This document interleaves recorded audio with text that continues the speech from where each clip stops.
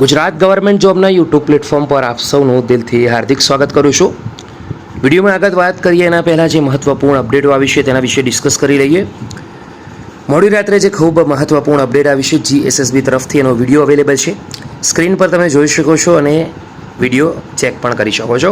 DYSO મામલતદાર બાબત અચાનક ખૂબ જ મહત્ત્વપૂર્ણ લેવાયો છે નિર્ણય. જે મિત્રો ભરતીના ફોર્મ ભર્યા છે તે ખાસ એકવાર જોઈ લે.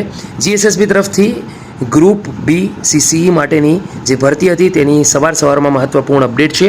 આ ઉપરાંત GSSB તરફથી દોસ્તો એક ખૂબ જ મોટી વર્ષની સૌથી અને જે નવી ભરતી આવી છે એ 24 જુલાઈથી એના ફોર્મ ભરવાના હાલ તો શરૂ થયા નથી લગભગ, તો 24 જુલાઈએ આ મહત્ત્વપૂર્ણ અપડેટ આવી હતી, તેનો વિડીયો બનાવ્યો છે.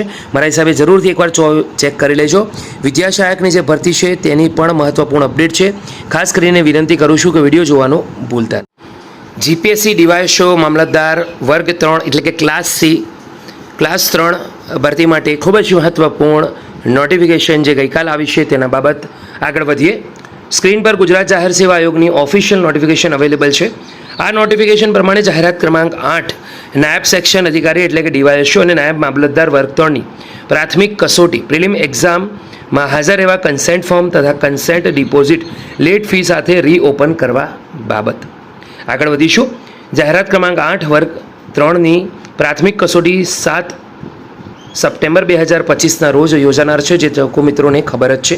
પ્રસ્તુત પરીક્ષામાં ઉપસ્થિત રહેવા અંગે કન્સેન્ટ ફોર્મ અને કન્સેન્ટ ડિપોઝિટ આયોગ દ્વારા 15 જુલાઈ બપોર 3 વાગ્યાથી 22 જુલાઈ સવારે 10 કલાક સુધી લેવામાં આવી હતી. ત્યારબાદ આ કન્સેન્ટ તથા ફોર્મ કન્સેન્ટ ડિપોઝિટ 25 જુલાઈથી 28 જુલાઈ દરમિયાન અને 28 જુલાઈથી 31 જુલાઈ દરમિયાન પુનઃ ખોલવામાં આવેલ હતી. આ સમયગાળા પૂર્ણ થયા બાદ હજુ પણ ઉમેદવારોની મળેલ રજૂઆતે ધ્યાન ન લેતા હવે પ્રસ્તુત જાહેરાતમાં કન્સેન્ટ ફોર્મ તથા કન્સેન્ટ ડિપોઝિટ નીચેના કોષ્ટકમાં દર્શાવેલ લેટ ફી સાથે gpsc-ojs.gujarat.gov.in પર 1 ઓગસ્ટથી સાંજે 5 વાગ્યાથી 4 ઓગસ્ટ 2025ના રોજ સવારે 10 કલાક સુધીમાં પુનઃ ખોલવામાં આવશે.